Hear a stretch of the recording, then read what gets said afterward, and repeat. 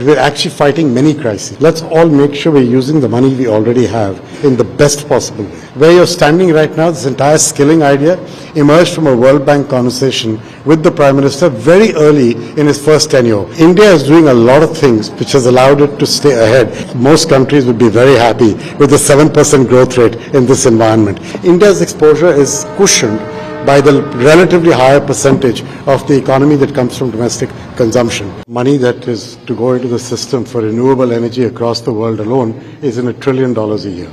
If you look at anybody's estimates, right? So the fact is that kind of money you cannot get from governments or multilateral banks alone, or even philanthropies. You have to get the private sector involved. The question is, we've created a private sector investment lab that will help us understand how to do this well. The fact remains you will need different forms of concessional capital. You will also need different forms of multilateral bank capital and government capital and philanthropy capital to take first risk positions or to help enable the blended finance to come through.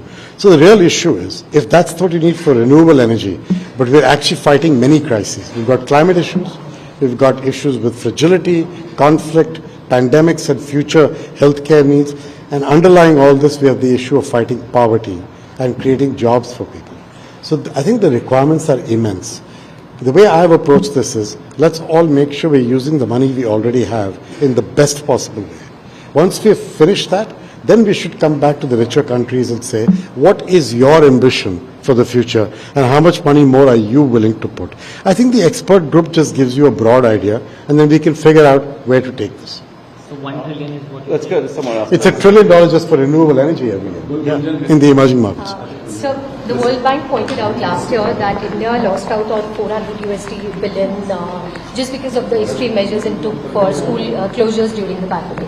How do you think India can make up for that? And considering World Bank has been a constant support when it comes to the education sector, what do we see? You've got to remember that it's not only India that closed schools for the pandemic. The US closed schools down in a number of parts of the country.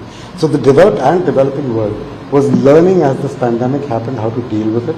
And I think there's been learning loss across the world. So we have a real challenge for that generation that was going through schooling at that time. And it's not just India's problem alone. It's an issue across the world.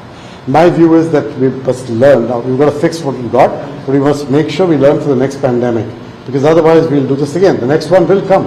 It's a question of how long before it does come. That, to me, is the bigger issue. You've spoken about, the World Bank has spoken about increasing guarantees and other steps like hybrid capital and Yes. global capital. Now, how soon should we expect that? That's the first part of my question. The other thing is on the private investment lab, what kind of projects are you taking up? Yeah. So the first question, what basically the process that we're following is that the evolution roadmap required us to think about all these instruments, which we're now working our way through. We're presenting them to all our shareholders, the donor countries, as well as in some cases outside philanthropies and the like. The October is when the annual meetings of the World Bank and IMF are being held in Morocco. I think that's the time when you should see commitments from donor countries coming in. The US has already indicated clearly, Secretary Yellen made a very clear statement, as you probably heard, that they were going to commit to some. Others have to commit. So I think you'll probably see the results of that after that. The first part of the capital expansion is taking our loan to equity ratio down from 20 to 19. That doesn't require any additional money to come in. It's our own to handle and manage.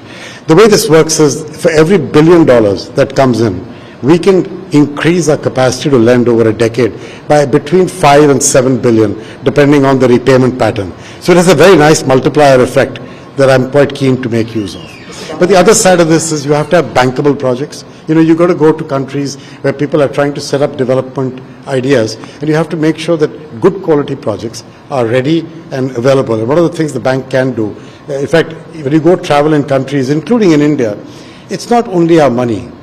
It is, of course, the stamp of good housekeeping kind of thing, but more importantly, it's our knowledge, it's our convening power, it's our ability to help inform regulatory policies, to help inform these kinds of things.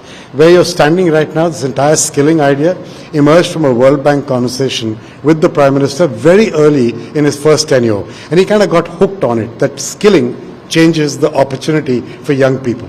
So, there's more to it than the money. That's what I'm trying to get across. There's also the knowledge bank to be well worked through. About the private investment lab, what kind of projects are you taking up?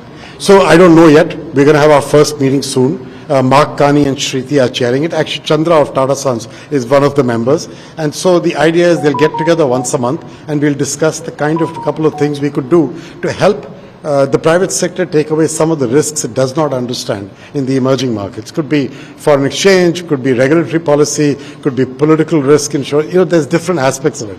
So watch the space. It'll take a few months and then we'll see. Mr. Banga, just to ask you about the challenges to the Indian economy right now. Inflation is a problem around the world. India has its own specific issues. How immune, how resilient will India continue to be in the midst of a global slowdown? And how can India raise its share of manufacturing GDP? So you got many questions in there, right? Your one question, but which is clever. But the first question, the question about inflation. One thing I would tell you, while I did say that I expect that the global economy will have challenges over the next period of time, it has proven more resilient, and frankly, everybody has been proven wrong during this period. So I would be careful about assuming that people have suddenly learned how to forecast well. And in my speech, I said that forecasts are not destiny. And I think that's really important to remember. India is doing a lot of things which has allowed it to stay ahead. You've just had a great growth year. And most countries would be very happy with the 7% growth rate in this environment. So I'm a little more optimistic about where this could go. My general sense is if there's a global slowdown, the one thing that India has going for it is the very high percentage of its GDP that comes from domestic consumption. Your exposure to the typical impact of global slowdowns caused by trade slowing down, caused by trade in goods as well as services slowing down, India's exposure is cushioned by the relatively higher percentage of the economy that comes from domestic consumption, which is very helpful at a time like this.